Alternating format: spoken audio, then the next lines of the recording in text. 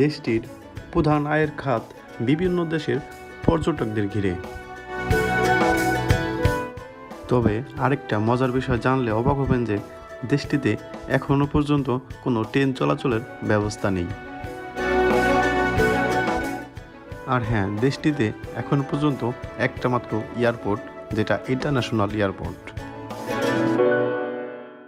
আর লেবাননের কারেন্সি বা টাকার নাম হচ্ছে পাউন্ড, যেটাকে লেবানিজ পাউন্ড বলে। 1000 লেবানিজ পাউন্ডে 1 টাকা বলে।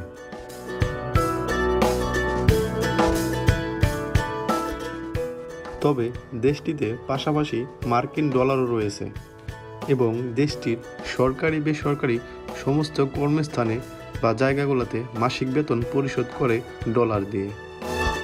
দেশটির বেশিরভাগ জায়গাতেই রয়েছে পাহাড়।